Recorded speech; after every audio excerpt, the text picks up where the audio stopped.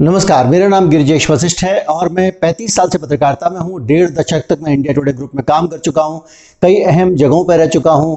आज तक समेत कई बहुत सारे बड़े चैनल्स में मैंने काम किया है। कई चैनल्स को लॉन्च किया है, कई चैनल्स को तैयार किया है और दैनिक भास्कर जैसे अखबार का संपादक रहा हूँ। अपने अनुभव के आधार पर मैं रोज़ नई नई बातें आपके पास लेके आता हूँ।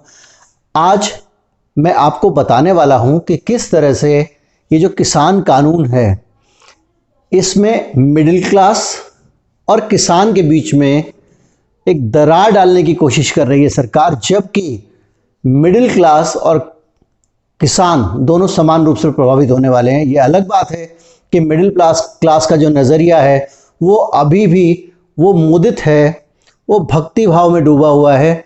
उसको नहीं पता कि उसके साथ क्या होने वाला है, वो नहीं जानता कि वो क्या कर रहा है। फिलहाल मैं आपको ये बता दूं कि आज सरकार ने एक प्रस्ताव भेजा था जिसमें 5-6 बिंदु थे।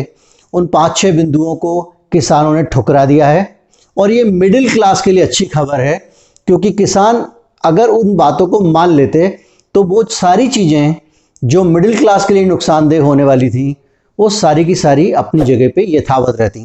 मैं थोड़ा समझा के आपको बोलता हूँ, लेकिन समय कम लूँगा।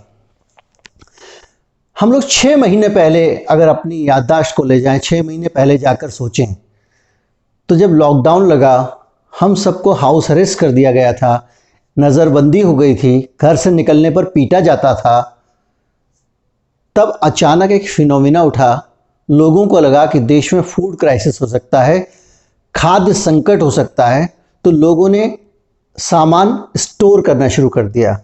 जिसके पास सामर्थ्य थी वो 1 महीने की जगह उसने 2 महीने का राशन रख लिया, किसी ने 3 महीने का। यानी आपने जो है वो 5 किलो 10 किलो जो है चावल वो अतिरिक्त इकट्ठा कर लिया। इतने भर से इन चीज़ों के दाम किस स्तर पर पहुंच गए थे ये आपसे छिपा हुआ नहीं है। हर चीज़ महंगी मिल रही थी और बहुत सारी चीज़ें जैसे इंस्टेंट नूडल वगैरह तो मार्केट से गायब ही हो गए थे।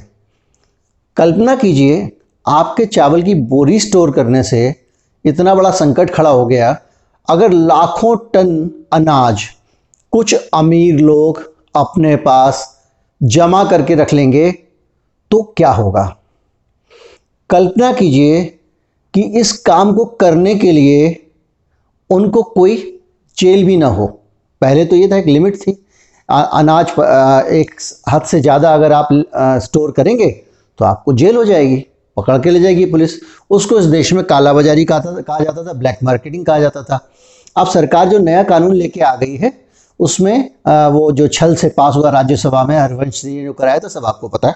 तो अब इस कानून में आपका जो अनाज भंडारण करना, प्याज का भंडारण करना, आलू का भंडारण करना, दालों का भंडारण करना, दलहन का भंडारण करना, तेल का भंडारण करना और तेलहन का भंडारण करना, इन सब चीज़ का भंडारण करना, स्टोर करना अब लीगलाइज कर दिया गया है। अब ये गैर कानूनी नहीं है, मतलब इसको अब ब्लैक मार्केटिंग नहीं कहा जाएगा, एक लीगल प्रैक्टिस होगी। आप कितना भी चाहें अनाज रख सकते हैं अपने गोदामों में भर के, कितना भी चाहें आप सरसों रख सकते हैं, सरसों का तेल रख सकते हैं, कितना भी आप मूंगफली रख सकते हैं, मूंगफली का तेल रख सकते हैं, जितना चाहें आप स्टोर कर लें। सरकार ने कहा खुली छूट। क्यों खुली छूट, बताने की ज़रूरत नहीं है। कुछ लालाओं के बड़े बड़े स्टोर खुलने वाले हैं पूरे देश में और उनको अनाज सस्ता मिलेगा। खैर, इससे मिडिल क्लास को क्या फ़र्क पड़ने वाला है वो इम्पॉर्टेंट बात है। होगा ये कि बाज़ार में से राशन उठा के, जो एक रिस्ट्रिक्टेड ट्रेड प्रैक्टिस है वो की जाएगी। उठा के लोग अपने गोदामों में सामान रख लेंगे, क्योंकि सामान रखने पे कोई रोक नहीं है, खुली छूट है। उसके बाद में जब दाम बढ़ जाएगा तो वही सामान निकाल कर आपको बेचा जाएगा मनमाने नाम में। अब आप कहेंगे मैं दूसरी दुकान से खरीद लूँगा, लेकिन ये ऑप्शन भी आपके पास नहीं रहने वाला है, क्योंकि आपके पड़ोस में जो परचून की दुकान है, जो व्यक्ति एक बोरी चीनी लाके बेचता है, एक बोरी चावल लाके बेचता है, वो दुकान भी बंद होने वाली है। इसलिए क्योंकि ये लोग जो है किसान से सीधे प्रोक्योर करके, कॉन्ट्रैक्ट फार्मिंग करके वहाँ से पहले ही चीज़ें सस्ती लाने वाले हैं, क्योंकि किसान बिल आ गया, सरकार ने लूट की छूट दे दी है। तो 10 रुपये वाला अनाज वो पहले ही 6 रुपये और 5 रुपये में सरकार, जो लाला सेठ है वो दुकान से वहाँ से ले लेगा। शुरू में क्या करेगा, वो आपको सस्ता अनाज मुहैया करा देगा, सस्ती दालें मुहैया करा देगा। बड़े बड़े लोग हैं, 2 साल 3 साल उसने ऐसा किया तो आपका जो किराने की दुकान वाला है वो आपको सप्लाई नहीं दे पाएगा उस दाम में। वो या तो उसका गुलाम हो जाएगा, उसका फ्रेंचाइजी बन जाएगा, या दुकान बंद करके घर चला जाएगा। किसान के साथ भी यही होने वाला है कि पहले वो ज़्यादा दाम देगा, मंडी जो है जब किसान मंडी छोड़ देगा, मंडी में जाना छोड़ देगा एपीएमसी में, एपीएमसी बंद हो जाएगी। तो इस तरह से करके जो है पहला काम ये होगा कि वो, आप याद कीजिए ना, जियो आया था, उसने पहले मुफ्त में दिया, बहुत सारे ऑपरेटर्स बंद हो गए, कई बिक गए, आइडिया बिक गया, वो वोडाफोन में चला गया, कोई कहीं चला गया, जब पूरे टेलीकॉम सेक्टर में तबाही आ गई। जिस बीएसएनएल का नेटवर्क रिलायंस ने इस्तेमाल किया सरकार से कॉन्ट्रैक्ट करके, वही बंद होने वाला है, बंद होने की स्थिति आ गई है। कर्मचारियों की धनाधन नौकरियां जा रही हैं, लाखों लोगों की नौकरी जा चुकी है या खतरे में है। इसी तरह से पहले सस्ता अनाज बेचा जाएगा, मिडिल क्लास जो आदमी है, वो छोटा दुकानदार जो है, वो बाजार से साफ, आपके पड़ोस में एक स्टोर खुलेगा जो आपको सस्ते में अनाज देगा। जब वो दुकानदार साफ हो जाएगा, फिर वो आपको साफ करेगा, वो मिडिल क्लास को साफ करेगा, उसकी जेब साफ करेगा, और वो एक तरह से उसके शिकंजे में आ जाएगा। ये जो नुकसान होने वाला है ये समझिए, और किस तरह से महंगाई होगी। कॉन्ट्रैक्ट फार्मिंग इस बिल में जो प्रोविजन है उसके जरिए भी मिडिल क्लास को लूटा जाएगा। क्या होगा कि आपको पता है कि संतरे की जो पैदाइश, संतरा पेरिशेबल है, वो जाएंगे नागपुर में और कहेंगे कि साहब हमको इस गांव के किसानों से जाके, वो 50 किसानों से कॉन्टैक्ट कर लिया जाके रिलायंस के एक मैनेजर ने, और उनको कहा कि आप हमको जो है खेत दोगे, हम आपको बीज देंगे, इतने रुपए एकड़ के हिसाब से हम आपको दे देंगे। खेत किसका हुआ? रिलायंस का हो गया।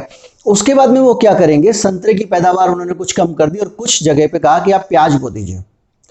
प्याज पेरिशेबल नहीं है, वो स्टोर हो सकती है साल भर के लिए। वो प्याज लेके स्टोर कर लेगा, संतरे का दाम बढ़ा देगा, उसी जमीन से उठा के संतरा महंगा बेचेगा, आपको संतरा, पैसा आपकी जेब से ही जाना है। सरकार ने अभी कहा कि हम टैक्स लगाएंगे, किसके ऊपर? प्राइवेट दुकानदारों के ऊपर, प्राइवेट जो प्रोक्योरमेंट करने वाली कंपनियां होंगी, जो वहां से पैसे लेके आएंगी और अनाज लेके आएंगी, तो क्या होगा? वो भी आपके हाथ से चला जाएगा, क्योंकि आपको महंगा लेना पड़ेगा। रहा सवाल, जब सरकार इतना बड़ा कानून बना रही है उन लोगों के लिए, तो उनको कौन सुनने वाला है? अभी सरकार ने हालांकि आश्वासन दिया कि आप कोर्ट में जा सकते हैं, लेकिन किसान कह रहे हैं कि हमको पूरा ही कानून वापस चाहिए, क्योंकि हर हिस्से में लूट है। तीसरा क्या कर रहे हैं? बिजली का दाम बढ़ा रहे हैं। किसान को जो सस्ती बिजली मिलती थी, अब उसको कमर्शियल रेट से बिजली मिलेगी। किसान को कमर्शियल रेट से बिजली मिलने का मतलब यह है कि वो ना चाहते हुए भी उसको उपज महंगी बेचनी पड़ेगी। वो उपज कौन खरीदेगा? कंज्यूमर यानी मिडिल क्लास। हम सब तरफ से घिर रहे हैं, मारे जा रहे हैं, लेकिन हम मिडिल क्लास के लोग जो हैं वो मुदित हैं, वो मोहित हैं। उनको समझ नहीं आ रहा कि क्या करें। वो निहारते रहते हैं सरकार को, और सरकार में को जान दिए रहते हैं, वो उस पर खुश रहते हैं। अब आप बताइए, अगर किसान नहीं लड़ रहा होता तो हम तो मिडिल क्लास तो लुट गए थे, कि हमको तो कोई एतराज ही नहीं था बिल पे, हमको तो बहुत अच्छा लगता था। हम सड़क पे जाते हैं, घर पहुंचते हैं, 5,000 रुपए का एक SMS आ जाता है कि भैया आपका चालान हो गया। जब ये कानून आ रहा था, मिडिल क्लास मुदित था, बहुत तारीफ कर रहा था, वाह बहुत अच्छा कानून, सख्ती हो जाएगी, वायलेशन बंद हो जाएगा। वायलेशन बंद हुआ या नहीं हुआ, लेकिन लूट शुरू हो गई। हर पल हर जगह इस तरह से सरकार जो है इस कानून में मिडिल क्लास को लूट रही है। और सरकार ने जो अभी जो प्रस्ताव रखा, वो फार्मर्स को राहत देने वाला। जाहिर बात है कि फार्मर्स को राहत मिल जाती, फार्मर्स अलग हो जाते। दूसरे दिन से सोशल मीडिया से एक कैंपेन चला था, जिसमें किसानों को गद्दार बताया जाता है कि ये तो अपना फायदा लेके पहुंच गए और इनके कारण महंगाई होगी। आगे जाके आपको एक अंबानी अडानी कोई लूट रहा होता और कहा जाता कि महंगाई किसान के कारण हुई है। इस पूरी चीज़ों के बीच में मैं आपको कुछ तस्वीरें भी इस बीच में मैं दिखाता जा रहा हूँ, जिसमें कि जो बड़े बड़े वेयर हाउस की तस्वीरें हैं, जिसमें अडानी अंबानी की स्टोरेज कैपेसिटी है, उससे आप अंदाज़ा लगा सकते हैं कि आपके साथ क्या होने वाला है। वीडियो कैसा लगा ज़रूर बताएं। बहुत सारे लोग वीडियो सुनते हैं, सब्सक्राइब नहीं करते हैं। सब्सक्राइब कर लीजिए, ताकि अगला वीडियो भी आपको पता तो चल जाए कि क्या आया है। नमस्कार, जय हिंद।